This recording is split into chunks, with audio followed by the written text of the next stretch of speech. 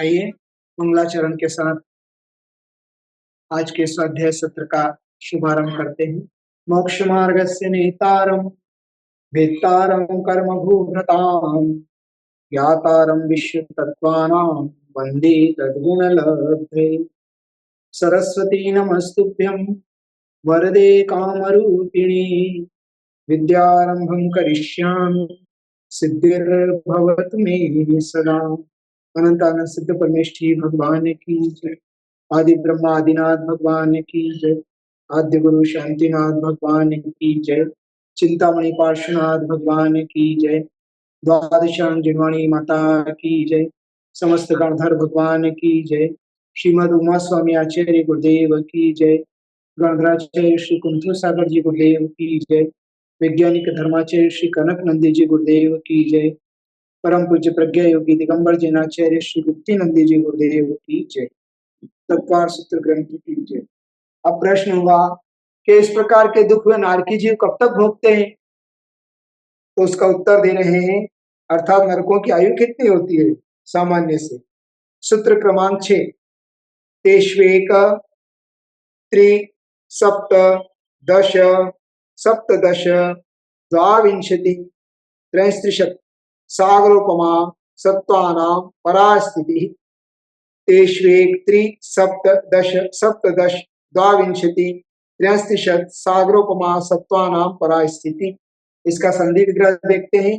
तेषु तेषु plus 1 plus 3 plus सप्त प्लस 10 प्लस सप्तदश प्लस द्वाविंशति प्लस त्रैस्त्रिशत् प्लस सागर प्लस उपमा प्लस सत्त्वानां प्लस परा प्लस स्थिति ही। इस प्रकार से संधि विग्रह यहाँ किया गया।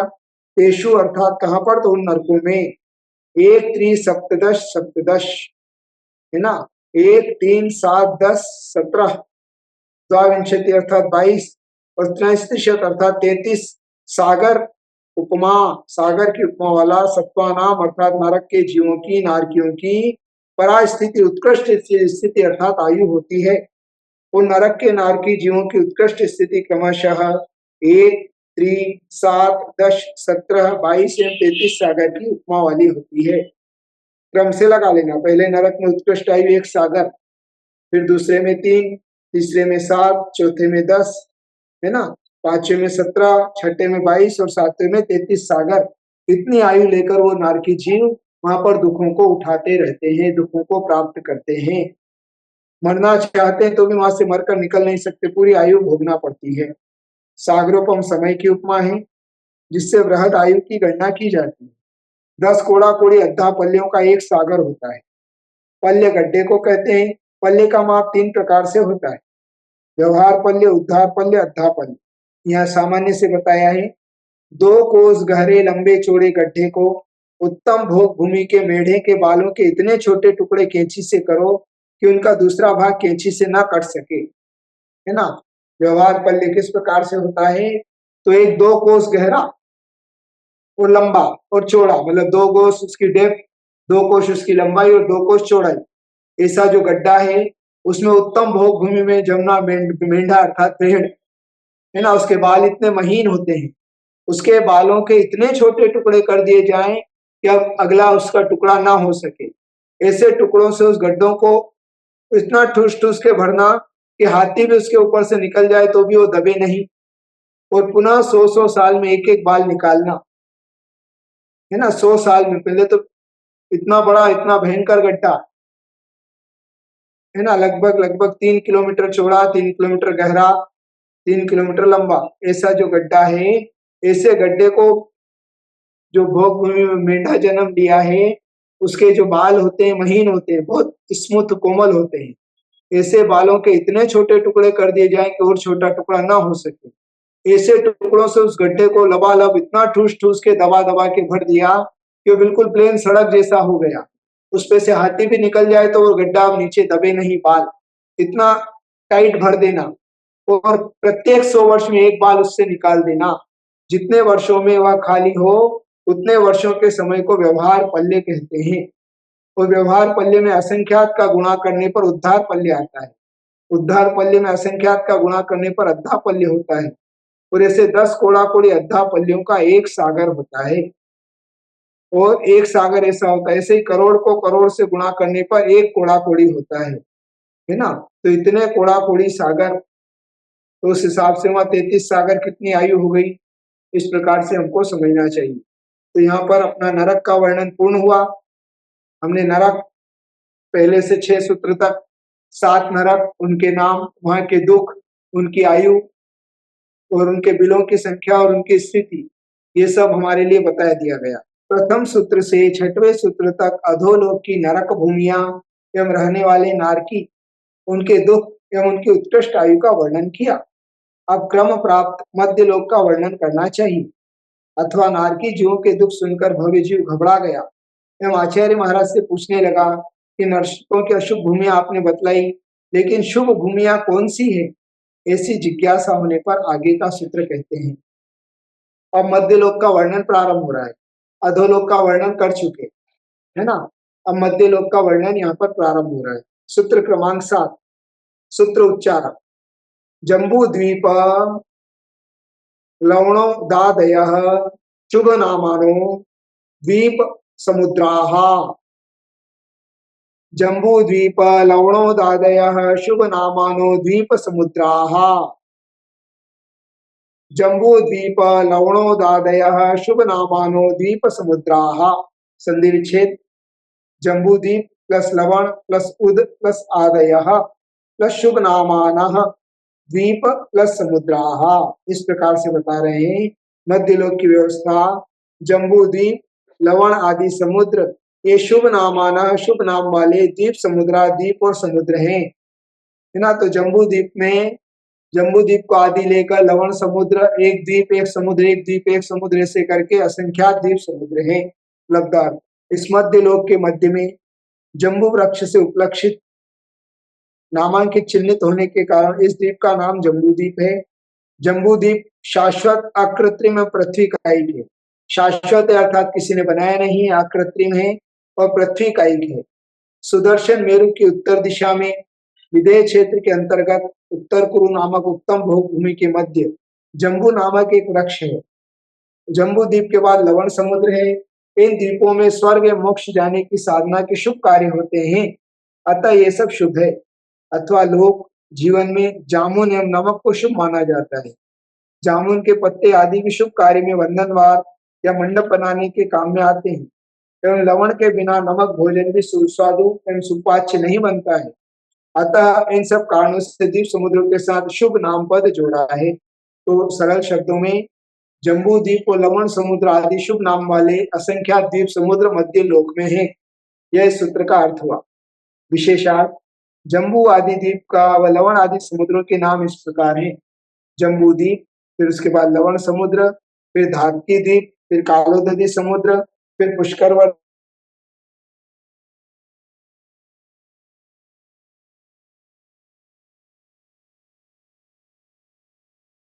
नंदीश्वर द्वीप, नंदीश्वर समुद्र, लवण, अरुणवर द्वीप, अरुणवर समुद्र। इस प्रकार से नाम बहुत सारे दिए, 13 द्वीप तक दिए हैं। अरुणाभास द्वीप, अरुणाभास समुद्र, कुंडलवर द्वीप, कुंडलवर समुद्र, शंखवर द्वीप, शंखवर समुद्र, रुचकवर द्वीप, रुचकवर समुद्र। इस प्रकार से असंख्यात द्वीप एवं समुद्र हैं और सबसे अंत में स्वयंभू रमण द्वीप एवं स्वयंभू रमण समुद्र है। इस प्रकार से मध्य लोक में क्या है, तो जम्बू द्वीप, लवण समुद्र आदि शुभ नाम वाले असंख्यात द्वीप समुद्र है। शुभ नाम वाले क्यों? क्योंकि जम्बू वृक्ष भी शुभ माना है, लवण को भी शुभ माना जाता है। इसके अलावा जो है, यूं भी यहाँ पर जहाँ जहाँ कर्म भूमि है वहां पर कर्म काट कर मोक्ष जाने की व्यवस्था भी पाई जाती है, इसलिए भी उसको शुभ भूमियां मानी गई। इसलिए वहां पर असंख्यात द्वीप समुद्र हैं, तो उसमें लवण समुद्र, जम्बू द्वीप को आदि लेकर स्वयं रमण पर्वत तक असंख्यात द्वीप समुद्र पाए जाते हैं। अगला सूत्र है, जम्बू द्वीप एवं लवण समुद्र आदि की रचना मध्य लोक में किस प्रकार से है? तो सूत्र उच्चारण है, द्विर द्विर विष्कंभाः पूर्व पूर्व परिक्षेपिणो वलयाकृतयः। द्विर द्विर विष्कंभाः पूर्व पूर्व परिक्षेपिणो वलयाकृतयः। संधि विग्रह द्विः द्विः विष्कंभाः पूर्व पूर्व परिक्षेपिणः वलय आकृतयः। द्विद्विः विष्कम्भाः, विष्कम्भ अर्थात विस्तार, तो दूने दूने विस्तार वाले। पूर्व परु परिक्षेपण, मतलब पहले पहले के द्वीप समुद्र को परिक्षेपण अर्थात घेरे हुए। वलय आकृत्य, वलय अर्थात चूड़ी, चूड़ी के समान गोल आकार के वाले होते हैं। वलय आकृति वाले अर्थात गोल आकार वाले होते हैं। मतलब जो द्वीप समुद्र एक दूसरे को घेरे हुए हैं, दोनों दूने विस्तार वाले हैं, और पहले पहले के द्वीप समुद्र को चूड़ी घेरे हुए चूड़ी के वलय के समान गोल आकार वाले हैं। लद्दाख, जम्बू द्वीप से लवण का विस्तार दूसरा दुगना है। इससे आगे के द्वीप समुद्र का विस्तार दुना दुना होता गया है। जैसे जम्बू द्वीप 1 लाख योजन का है, तो लवण समुद्र 2 लाख योजन का। आगे आगे के दूसरे को घेरे हुए वलयाकार है। विशेषार्थ, जम्बू द्वीप का विस्तार निकालने से आगे के सभी समुद्रों एवं द्वीपों का दुना दुना विस्तार निश्चित किया जा सकेगा। अतः यह सूत्र तो सभी द्वीप समुद्र के विस्तार एवं आकार का कथन करने वाला है। इसके माध्यम से सभी द्वीप समुद्रों का आकार और विस्तार का कथन हो जाता है। पहले इसको आप देख लीजिए किस प्रकार से एक एक घेरे हुए हैं। देखिए, हराई द्वीप का नक्शा आपके पास सामने दिख रहा है। बीच में ये जम्बू द्वीप है, सबसे बीच में पिंक कलर का जो गोल राउंड बना हुआ है वो जम्बू द्वीप है। जम्बू द्वीप के बाद ये लवण समुद्र है, जहाँ राइट का निशान आपको दिख रहा है। उसके बाद यहाँ पर लवण समुद्र के बाद धातकी खंड द्वीप है, ये वाला ब्लॉक, ये धातकी खंड द्वीप है, पूरा गोल राउंड चूड़ी के आकार के एक दूसरे को घेरे हुए। जम्बू द्वीप छोटी चूड़ी, फिर उसका लवण समुद्र की बड़ी चूड़ी, उसके बाद बड़ी चूड़ी। हाँ, जैसे आपने कभी ये आदिवासी लोग आते हैं, महिलाएं काम करने आती हैं, कभी उनको देखा हो तो सफेद चूड़ा पहनते हैं, ऐसा उनकी भुजाओं में रहता है। बड़ा, फिर छोटा, फिर छोटा, फिर छोटा, फिर छोटा, इस प्रकार से पूरा उनकी भुजा पूरी ढकी रहती है। इसी प्रकार से जम्बू द्वीप, फिर उसको चूड़ी के आकार घेरे हुए लवण समुद्र, उसके बाद धातकी खंड, फिर कालोदधी समुद्र, फिर पुष्कर द्वीप, इस प्रकार से असंख्य द्वीप समुद्र जो है एक दूसरे को घेरे हुए हैं। ये सामान्य से हमको जानना चाहिए। और दूने दूने विस्तार वाले, जितना जम्बू द्वीप है तो उससे दूने विस्तार वाला धातकी खंड द्वीप है। देखिए यहाँ लिखा है जम्बू द्वीप का विस्तार 1 लाख योजन, तो लवण समुद्र 2 लाख, धातकी खंड 4 लाख, कालोदधी 8 लाख, पुष्कर 16 लाख, इस प्रकार से जानना चाहिए। और जब इनका वर्णन आएगा तब और अपन जानने का प्रयास करेंगे। तो इस सूत्र में यही जाना कि असंख्यात द्वीप समुद्र चूड़ी के आकार में एक दूसरे को घेरे हुए हैं। एक द्वीप है फिर समुद्र, एक द्वीप है फिर समुद्र है, और दूने दूने विस्तार वाले हैं। ये विशेषता यहाँ पर हमको जानना चाहिए। अगला सूत्र है, सूत्र संख्या 7 में द्वीप समुद्र के नाम जम्बू द्वीप एवं लवण समुद्र से प्रारंभ हुए। सूत्र संख्या 8 में द्वीप समुद्रों का दूना दूना विस्तार वाला वलयाकार वाला कहाँ है, किंतु सभी द्वीप समुद्रों के मध्य में कौन सा द्वीप है, उसका विस्तार भी कितना है, जिससे आगे आगे के समुद्र एवं द्वीपों के विस्तार का ज्ञान हो सके। ऐसी जिज्ञासा होने पर आगे का सूत्र कहते हैं। मतलब बीच का जो आपने बताया है द्वीप, उसका विस्तार कितना है, अगर उसका विस्तार हमें पता लग गया तो आगे दूना दूना विस्तार हम जान लेंगे। तो सूत्र का उच्चारण, सूत्र क्रमांक 9, तन्मध्ये मेरुनाभिर वृत्तो योजन शत सहस्र विष्कंभो जम्बू द्वीपः। तन्मध्ये मेरुनाभिर वृत्तो योजन शत सहस्र विष्कंभो जम्बू द्वीपः। तन्मध्ये मेरुनाभिर वृत्तो योजन शत सहस्र विष्कंभो जम्बू द्वीपः। तन्मध्ये, उन सब द्वीपों के बीच में, मेरु नाभि वृत्तो, जिसके नाभि के स्थान पर मेरु पर्वत है, योजन शत सहस्त्र है ना, मतलब शत सहस्त्र मतलब 1 लाख, योजन विष्कंभो विस्तार वाला, जम्बू द्वीप, जम्बू नाम का द्वीप है। तो उन सब द्वीप समुद्रों के बीच के ठीक बीच में मेरु है, नाभि में जिसके, ऐसा गोल 1 लाख योजन विस्तार वाला जम्बू द्वीप है। अर्थात जम्बू द्वीप का विस्तार कितना हो गया, 1 लाख योजन। सबसे मध्य में कौन है, मध्य लोक के, तो जम्बू द्वीप है।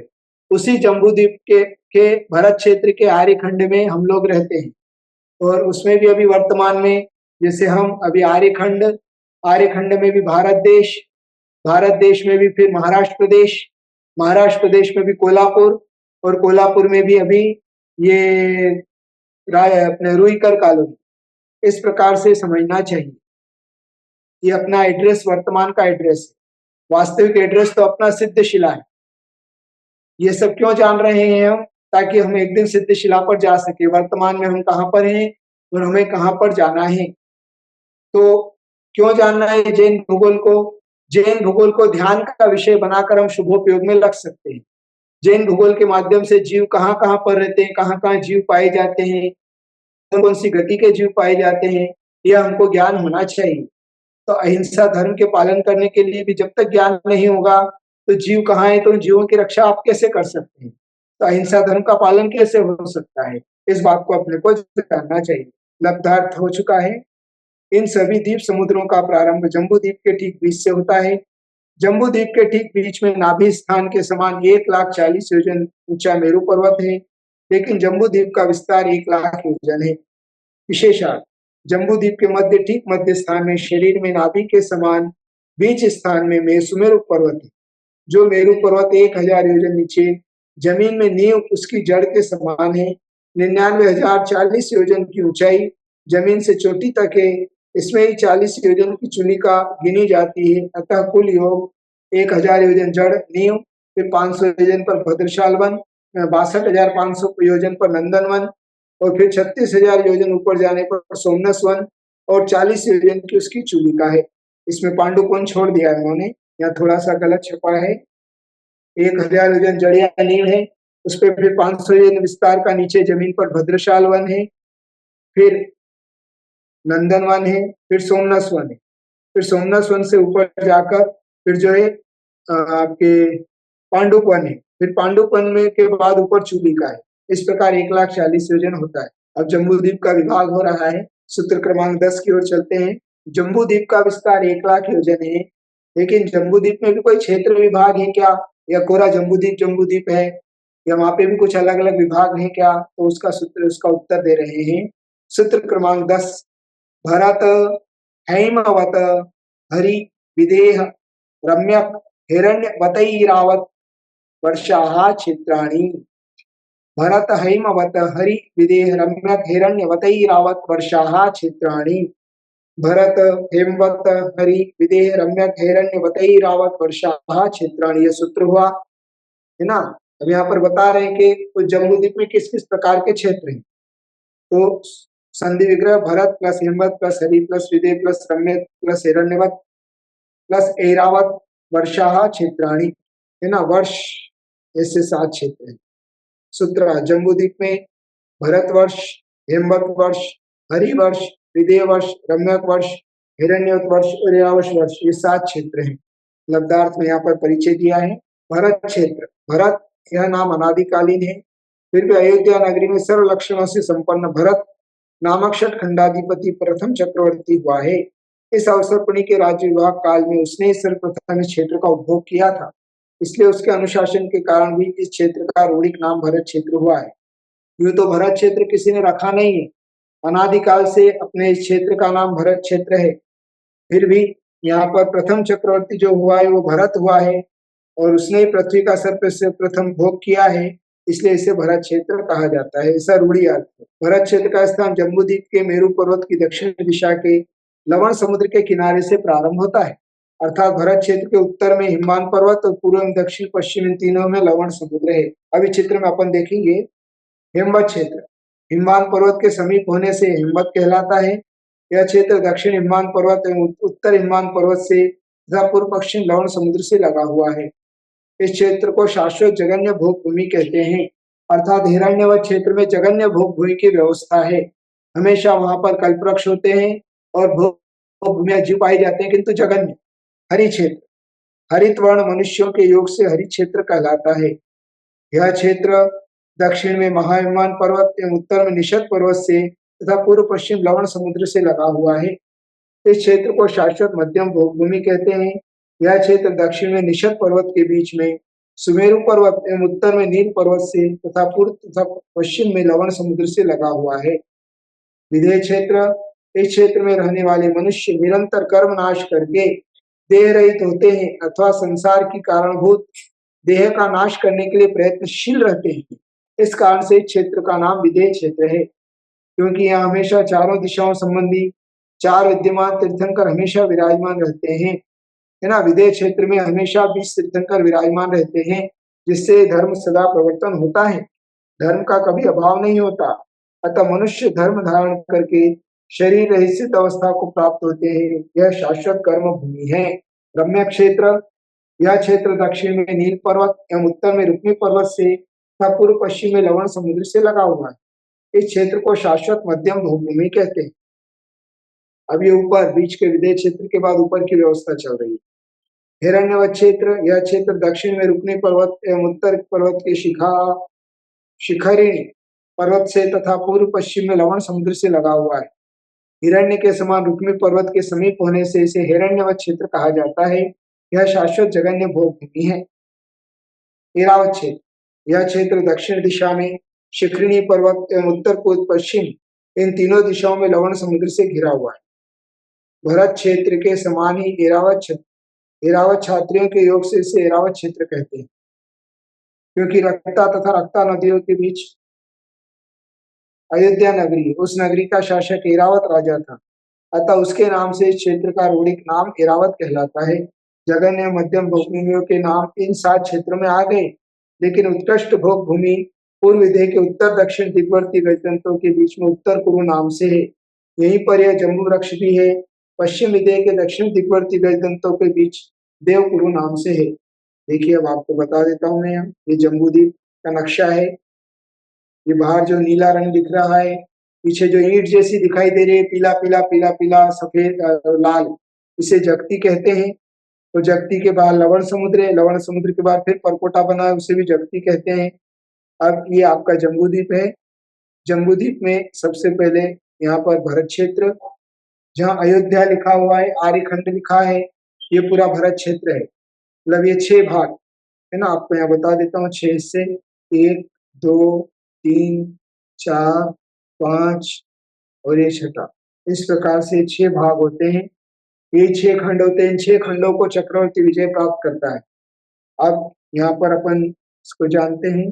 जो 7 नाम अभी आप सुनकर आए हैं, उसमें से भरत क्षेत्र है ना, फिर ये हिमवान पर्वत, पीले कलर का हिमवान पर्वत दिखाई दे रहा है। फिर उसके बाद सफेद वर्ण का महाहिमवान पर्वत है ना। उसके बाद फिर ये पीले रंग का, ये जो पीले रंग का आपको दिखाई दे रहा है पूरा, यह निषद पर्वत है।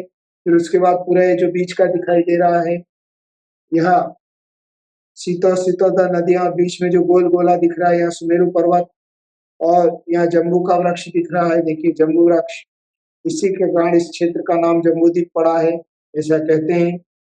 और यहाँ पर भोग भूमि की व्यवस्था आगे बता रहे हैं। ये जो हिमवंत पर्वत है, यहाँ जगन्य भोग भूमि है ना। उसके बाद मतलब हेमवत क्षेत्र जो हो गया, हिमवंत के कारण हेमवत क्षेत्र होने से जगन्य भोग भूमि है। ये इसके विभाग हो रहे हैं। पहले 6 खंड कैसे हो गए, तो गंगा और सिंधु नदी और बीच में ये सफेद विजयात पर्वत के जाने के कारण ये इसके 6 भाग हो गए। इधर हिमवान पर्वत, इधर लवण समुद्र, ये 2 से विभाजित है, और बीच में गंगा, सिंधु और विजयात पर्वत से विभाजित होने के कारण इस भरत क्षेत्र के 6 खंड हो गए। फिर उसके बाद हिमवान पर्वत, फिर हेमवत क्षेत्र, फिर महाहिमवान पर्वत, फिर हरि क्षेत्र है ना। तो ये जो हेमवत क्षेत्र है, यहाँ जगन्य भोग भूमि की व्यवस्था है। और ये हरि क्षेत्र में मध्यम भोग भूमि की व्यवस्था। अभी विदेह का वर्णन आया नहीं है, पर ये बीच का विदेह क्षेत्र है पूरा।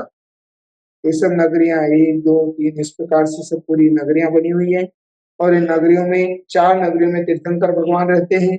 शेष नगरियों में तीर्थंकर भगवान हो भी सकते हैं, नहीं भी हो सकते, पर 4 नगरियों में कंपलसरी भगवान रहते हैं। और इसका आगे वर्णन आगे जानेंगे, है ना। फिर ये रम्य क्षेत्र, ये वाला रम्य क्षेत्र हो गया। उसके बाद यहाँ पर भी पर्वत है, रुक्मी नाम का पर्वत है। रुक्मी पर्वत और रम्य क्षेत्र के मतलब आपके हिरण्यवत क्षेत्र और रम्य क्षेत्र के बीच में रुक्मी पर्वत होने से इसका विभाग हो गया है। उसके बाद ये पीले कलर का शिखरी पर्वत दिखाई दे रहा है, और ये विजयात पर्वत है। इस प्रकार ये ऊपर ऐरावत क्षेत्र का आर्यखंड है, जहाँ पर अयोध्या नगरी है, और उसके सीधे ठीक सामने दक्षिण भाग में आर्यखंड है, यहाँ पर भी अयोध्या नगरी है। इस प्रकार से हम यहाँ पर विभाग किया गया है, ये जानना चाहिए। तो इस प्रकार से 7 क्षेत्र यहाँ पर अपने लिए बता दिए गए। उसके बाद उनके कुलाचल पर्वत आदि का भी वर्णन आएगा। तो आज का विषय इतना ही रखते हैं। जिनवाणी के ज्ञान से सूझे लोकालोक, सो वाणी मस्तक चढ़ो सदा दे ठोंढो। नमोकार मंत्र का जाप कीजिएगा। इस सबके लिए बहुत सारा मंगल आशीर्वाद।